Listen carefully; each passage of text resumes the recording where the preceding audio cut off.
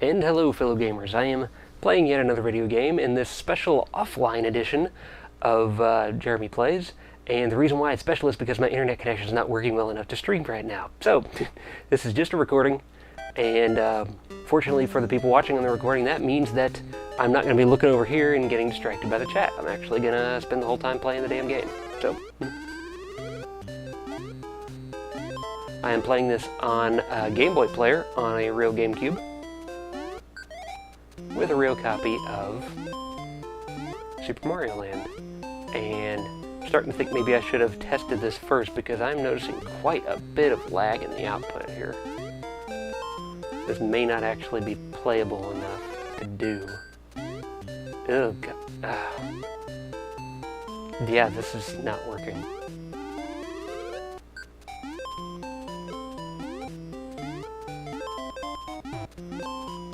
I'm pressing on anyway, hoping that I'll, get used to it or something, but oh my god, there's so much lag in this.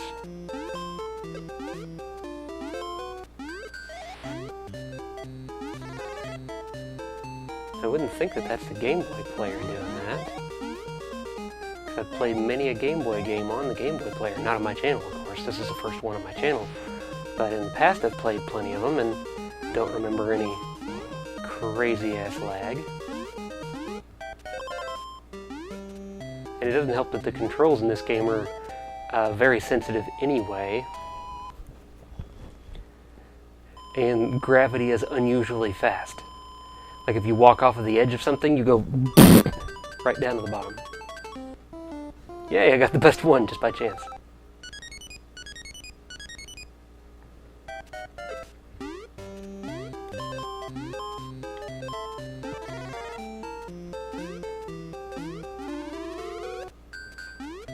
Holy tits, so much lag. Also, I'm playing with the default color palette that the Game Boy player picks, which sort of makes sense, but really just looks kind of weird.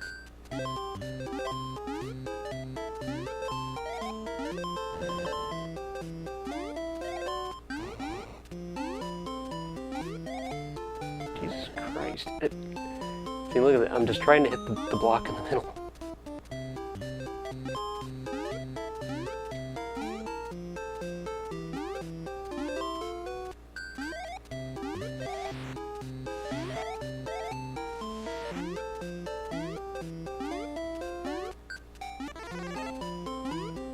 So you may be wondering why, since I have previously successfully played Game Boy games on my Super Game Boy, on my Super NES, why am I not just playing on that? Why am I playing on a Game Boy player this time? Especially when there was definitely no lag noticed in the Super Game Boy. And that is because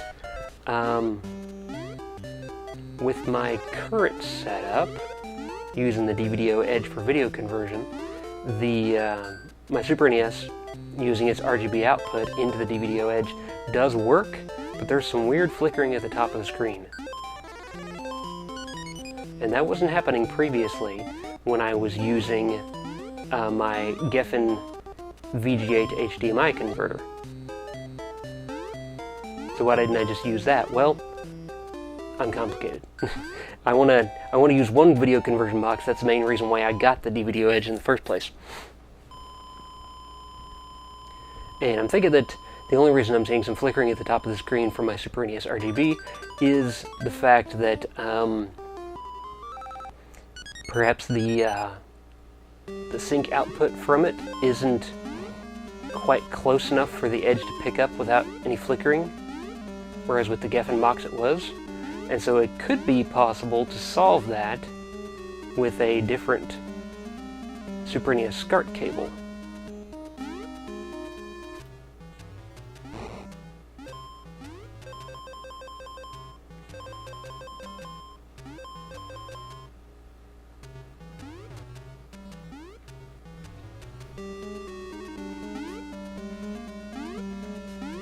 One thing I do really like about this game is the music. Oh, that should have killed me right there. I haven't really done much explaining of this game so far, but basically, I mean, you can look at it and you can see what's going on. It's effectively heavily inspired by Super Mario Brothers, even down to the sprite design of Mario himself.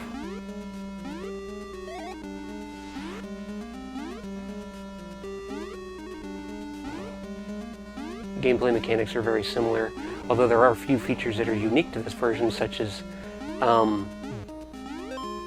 those Koopa Troopers right there, which actually have bombs on their shells, so you just have to stomp them and get away.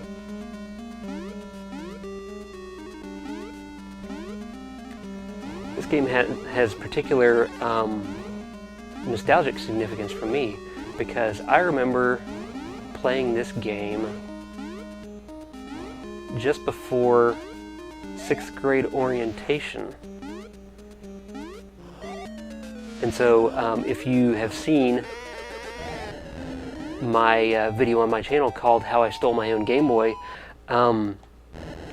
that was at the exact same period of time. So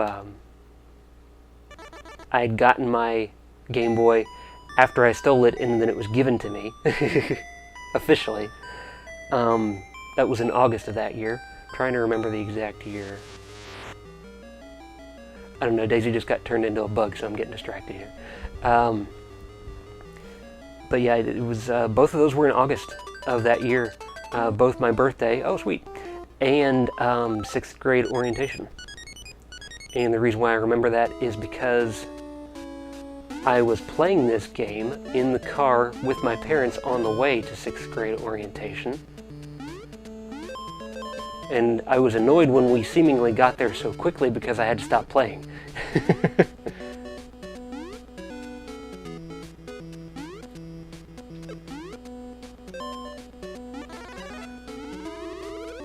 You just saw something else different about this compared to regular Super Mario Brothers. Two things actually. Number one, the fireballs bounce and then they just keep going. They also collect coins in this game.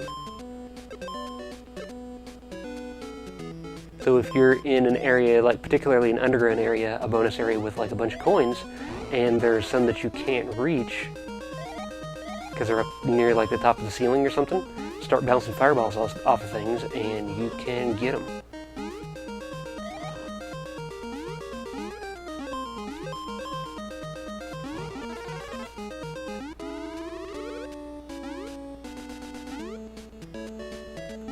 I'm really fighting the lag here. Seems like I get used to it, and then... Oh no, fuck! Jesus. It seems like I get used to the lag, and then I stop and think about how laggy it is, and that eliminates my internal calibration to it. So the lesson is just fucking relax and do it.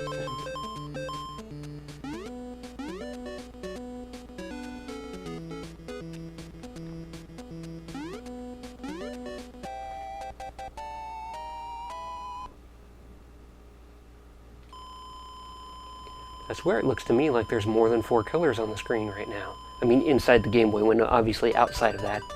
It is generated by the Game Boy player, and I specifically picked that one because it's space and I'm a Star Trek nerd, so, yeah. I just noticed that apparently I rode in on a UFO. Like in this level as well as the previous one. So, thanks game, that makes total sense. This is one of those areas I was talking about because, see that entire area full of coins up there at the top? Well, of course you could get up in there. If you were like big, you could bust through this. Or you could fire a fireball up through this hole right there and it'll just bounce all around in there and get all the coins.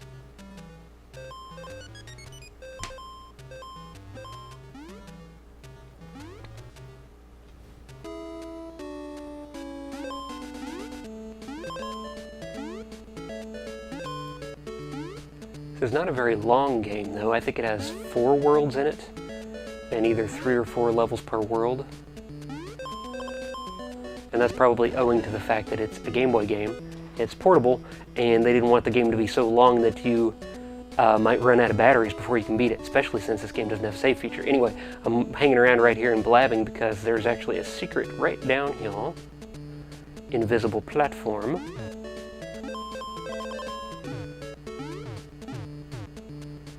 Some of these blocks have stuff in them, but none of those over there do.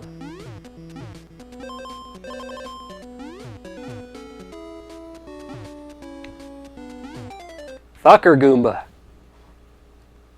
Bitch biscuit plug face hole. Oh, come on, there's a platform there.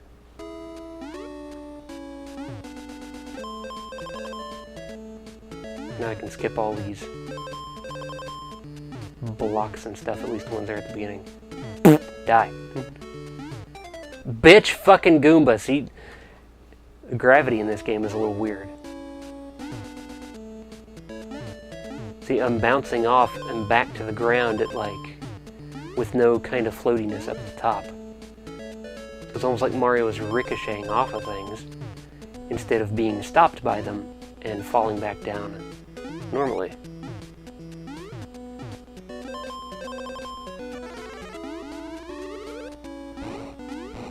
One thing that's actually pretty bad about this game is the size of the sprites in it.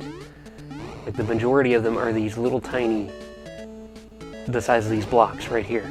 And on an actual Game Boy screen, that is extremely small, plus you're having to deal with the fact that it doesn't have a backlight in the original Game Boy, and the screen is blurry anytime anything moves more than a pixel on it. And even then, within 1 pixel, you're still not guaranteed for any kind of clarity. Anyway, but yeah, this was the main launch title to get for the Game Boy, and because of the Game Boy's technical limitations, it made it harder than it probably needed to be.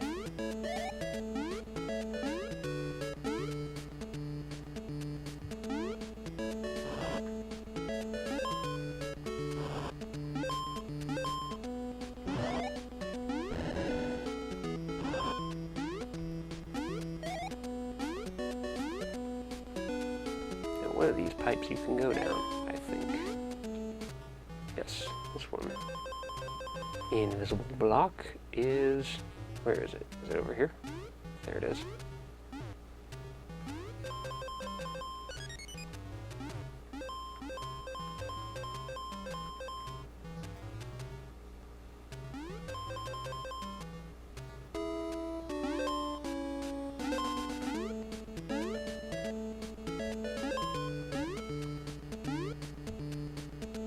I'll see if I can do this. Ah! You see the way you're supposed to get up there. You're supposed to jump on those things up. Like a staircase until they, before they fall.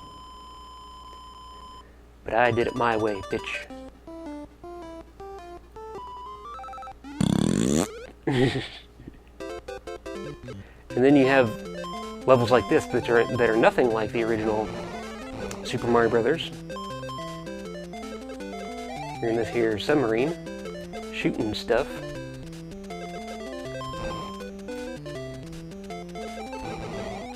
Unlimited ammo. You can actually, I was going to say you could get quite a few shots on the screen before it'll stop you. But no, you only get 3. That's the standard. They did not have a lot of memory to work with.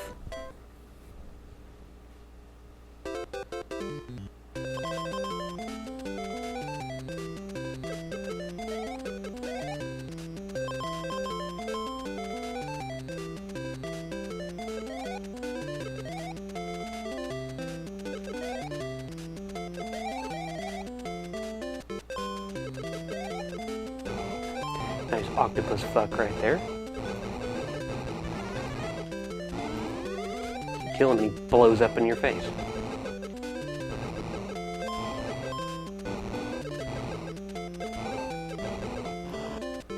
Notice I'm going after the upper right hand corners of these kind of block walls. That's because they usually have mushrooms in them.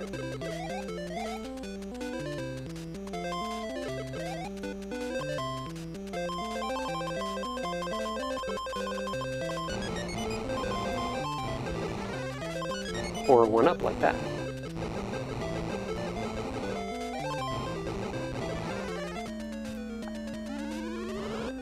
Now this dude right here, you can just say, fuck you. You can either try and kill him, or go like this. Oh, fuck you! The controls fucked up for a second and took me back up into it.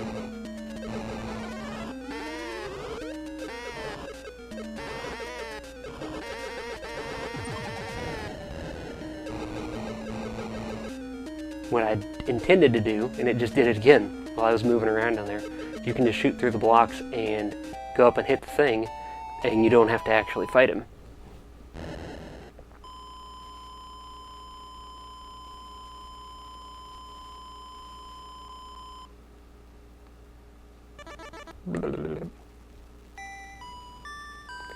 And oh gee, what could possibly happen here?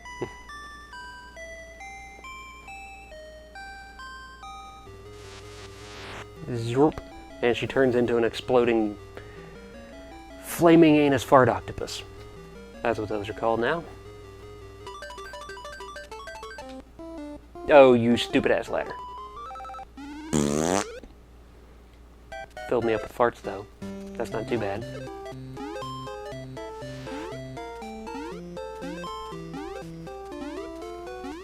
Come on.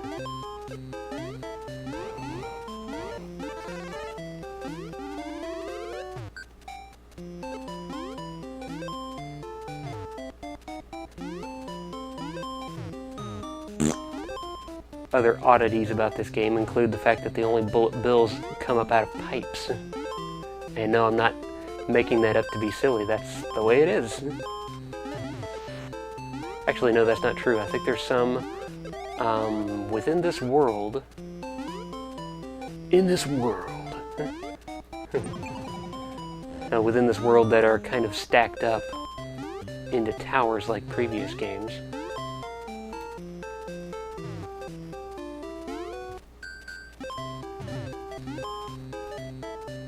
Go down one of those pipes. Oh shit!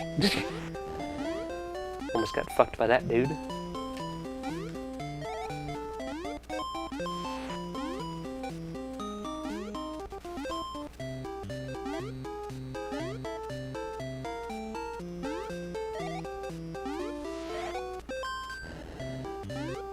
Definitely getting an Easter Island vibe here. I'm not entirely sure. It's still pretty vague.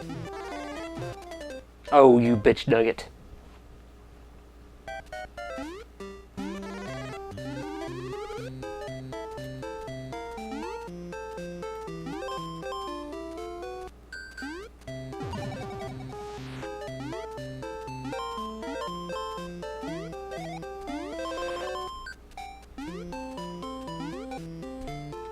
Come on. None of those pipes? There's one. You get too many coins too fast, it slows down the one-up noise.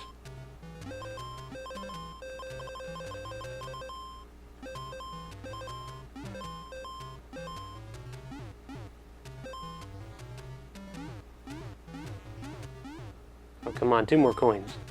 1 more coin.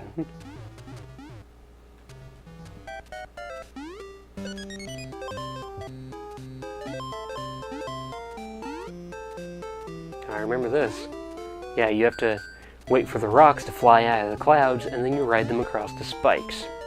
Mario game. Don't try to think about that sentence too much. Blood will shoot out of your nose.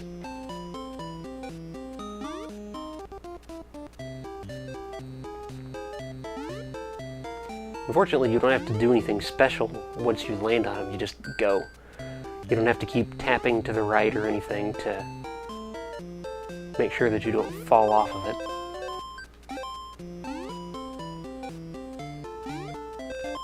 Because somehow, even though the boulder is rotating, Mario doesn't rotate with it.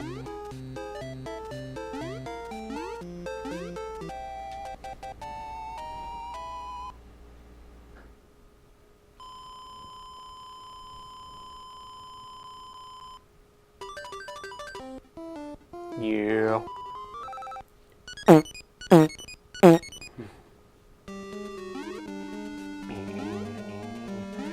this place is full of fucking spiders.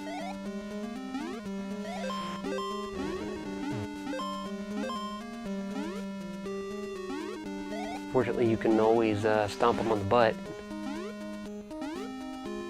Spiders are vulnerable to butt stomping.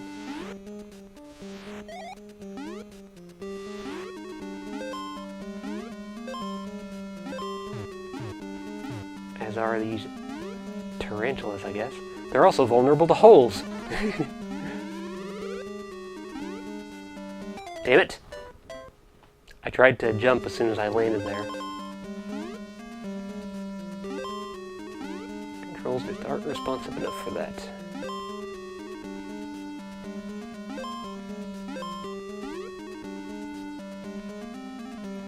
Oh, come on!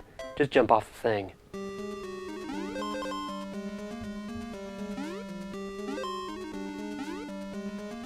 Oh! I really don't know what the disconnect is here with the controls. Some of the more astute viewers are probably like, did you configure your DVDO edge correctly? Did you turn on game mode? Yes, indeed I did. I'm not a retarded moron.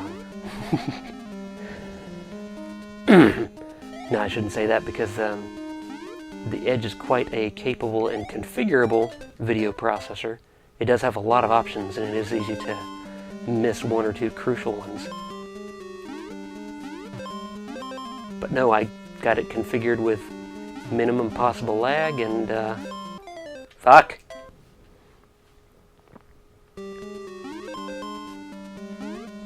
So I'm not entirely sure what's going on.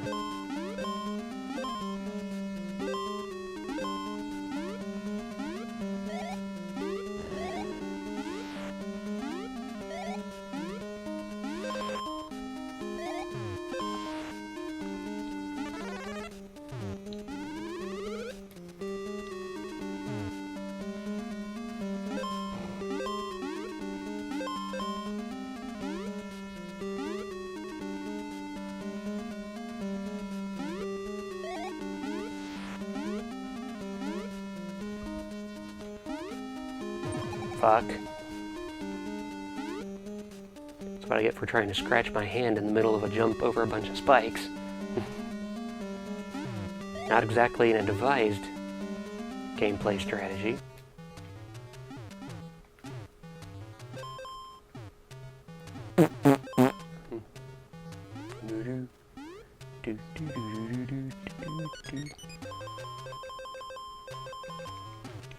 Man, coins pouring out of that block.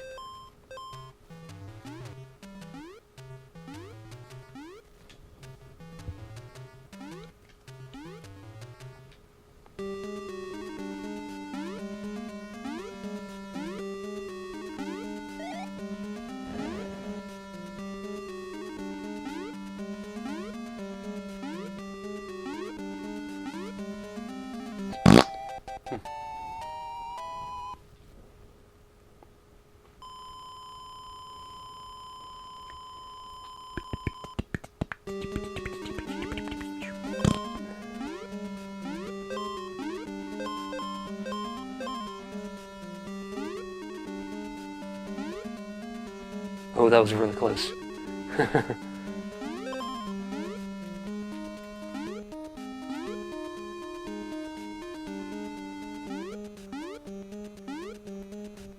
Oh, piss. Okay, now the pipe's over there, so I can't get it. Thanks, game. I'll call that gameplay mechanic fucked by a checkpoint.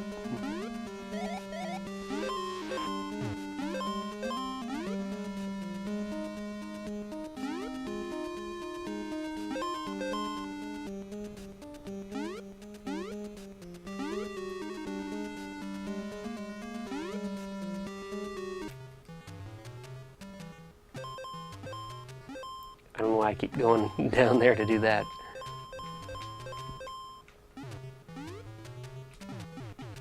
That was weird. So in this version of the thing, the multi-coin block was under me, and this one's just a regular stupid block. Oh! I knew I was going to hit those damn spikes at least one of those times. But I get to keep all the coins I got in there.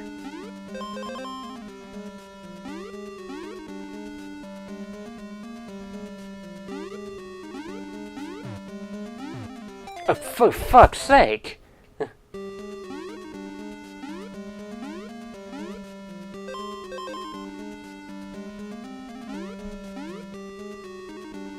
Oh, that was dumb, that was me. Totally own that.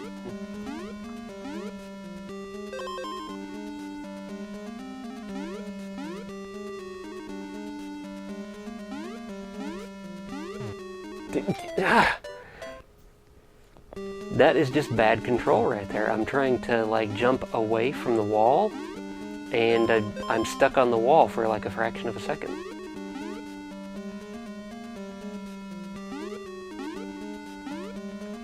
And almost did it there again.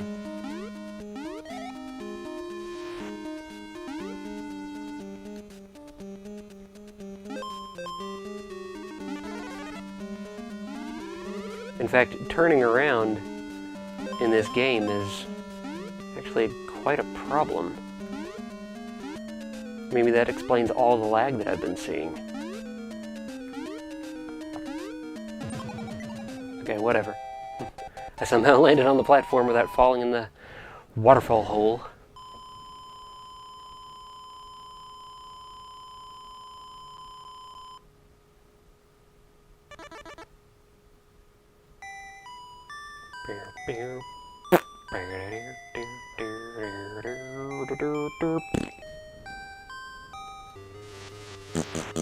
She turned into a tarantula. You know, if I just killed her right there, then would there be no objective left to accomplish? Like, because Daisy's dead, so you don't need to keep going to try and save her. And this level has some of my favorite music in the game.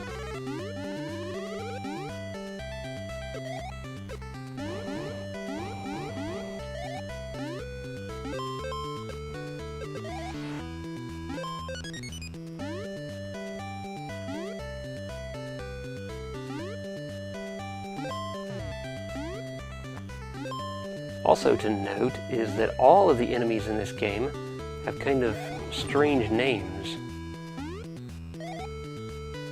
Like that guy that I just stomped on right there, which I guess you can just stomp on him forever and he just gets back up. His name was Pion Pie, but they're all listed in the manual. And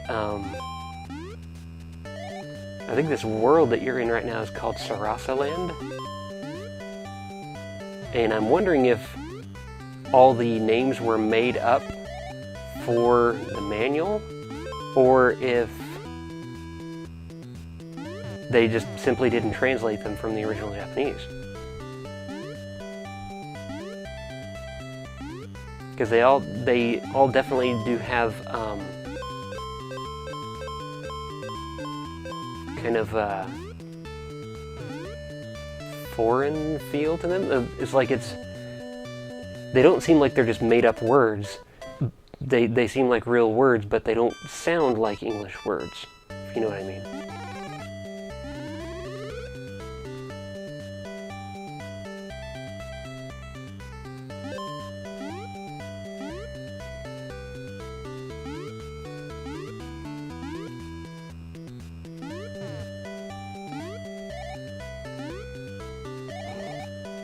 Damn it, fucker!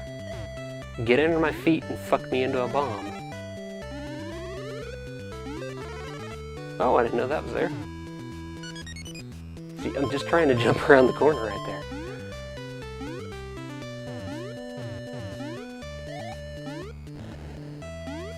Oh look, there's 3 of those motherfuckers. And they're all over the screen.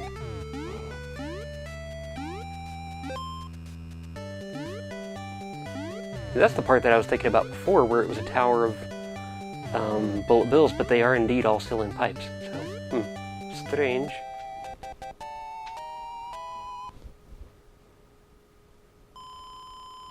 I'm habitually looking over at the screen right here to see what the chat's doing, but there is no chat, because we're offline.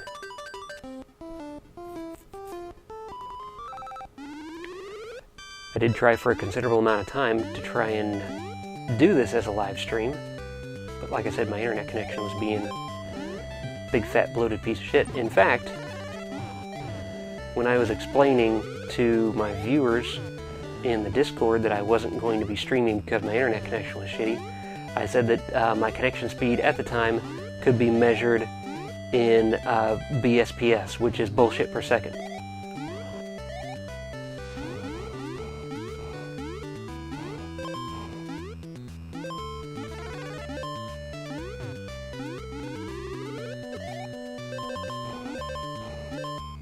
I remember there being a 1-up up here. Which, by the way, 1-ups, as you've probably noticed by now in this game, are hearts. And I'm guessing that that's because they chose sprite sizes so small and they had so few colors to work with that they could not make a mushroom that looked so visually different from the regular super mushrooms. Fudge pucker.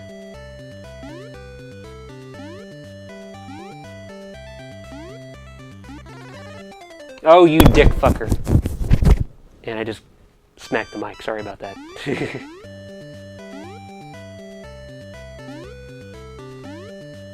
It's really itchy tonight. Clearly it's skin cancer. I mean, what else could it be?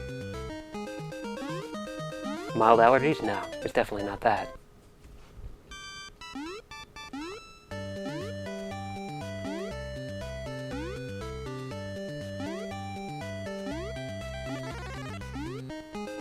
There.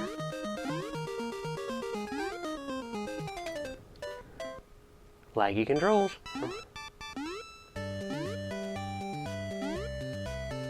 You notice that this right here is a safe spot.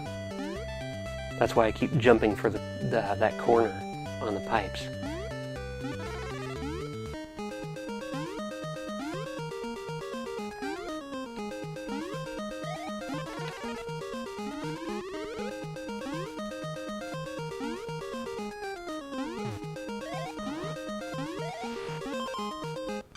That's one fat-ass snake I just killed. See, again, that right there is a safe spot.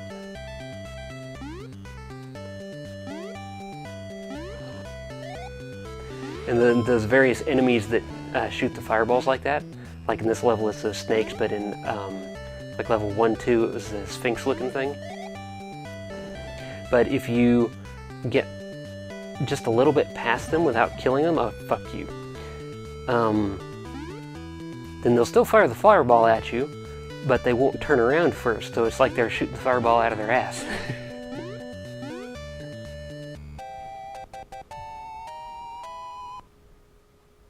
And I think this next level is the last level of the game.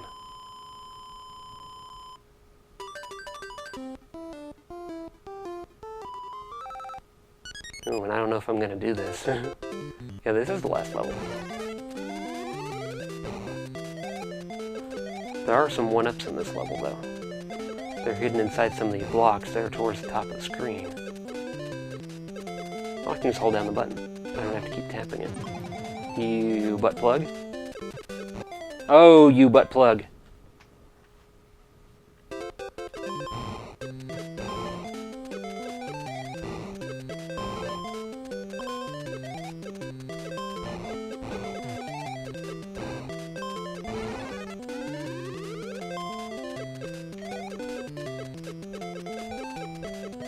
You can kill those things. See, there you go. You can kill them if you shoot them enough. Ah, nice. I can go 1-up hunting with impunity. Nice!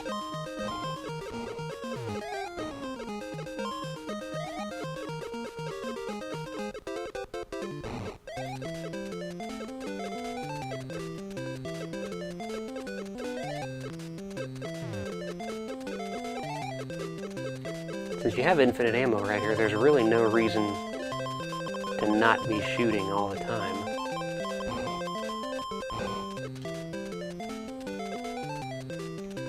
Except, of course, for the fact that it sometimes slows down the game.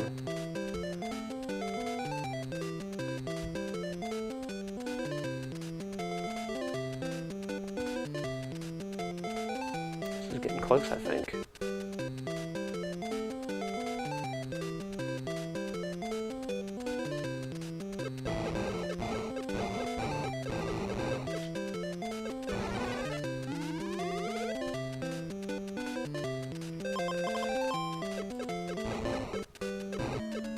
Yep, this is the boss. Not the last boss, though.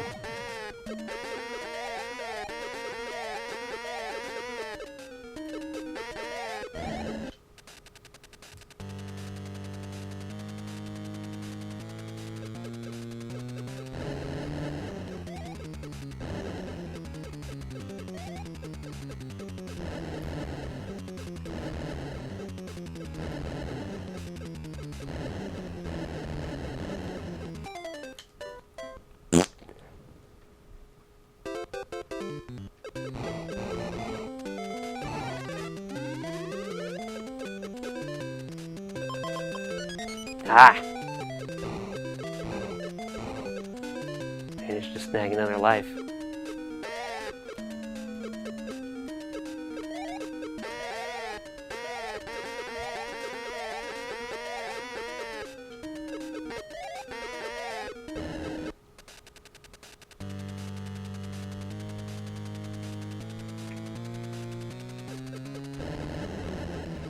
Love the music when he's coming on the screen. His name is Tatanga. Not Topanga, Tatanga. You butt plugger. Yeah! And that is Super Mario World, or Super Mario Land, beaten. Now let's relax and watch the credits. You better not transform again, bitch, because I'm pretty sure this is the end. And then they kiss, and then he sticks his dick in her, and then out pops a turtle. No, none of that last stuff actually happens. But inside that space shuttle right there, they are totally fucking right now, because that thing has an autopilot. So why wouldn't you be fucking in it? There's nothing else to do. I like this music at the end here, too.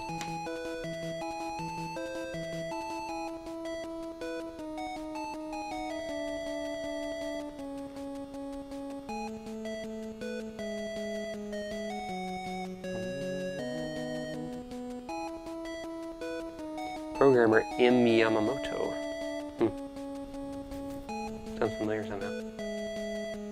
Programmer T. Harada, he sounds familiar too. A lot of these people probably also worked on the Wario Land games and maybe Super Mario Land 2 as well. Sound, that's of course Hip Tanaka. He did a lot of the music in NES and Game Boy games. And eventually left Nintendo to go on to do other stuff. I don't know what he went on to do.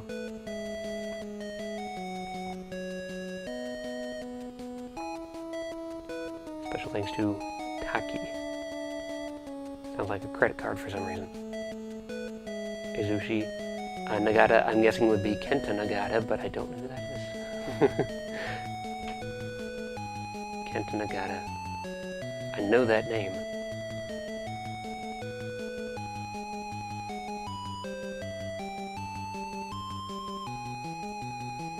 The end. And then it starts over at the beginning. Your high score stays on there, and I think it is different because the original title screen next to the word start had a mushroom there, but now it has Mario's face. So I don't remember what is different the next time you play through it. Maybe there's more enemies. I know that. But I'm not going to do that. That's the end of this video. So thanks for watching, and if and when I am able to live stream when my internet connection is cooperating, there's two ways you can be notified of that. You can either follow me on Twitter, because I send out a tweet just before I start doing live stream, and you can find a link to my Twitter profile on my YouTube channel page, or you can follow me or subscribe to me on YouTube and then turn on the little dingle dangle jingle jangle thingo blodo cracko fucko. Yeah. So, until the next video, next game, and whatever. See ya.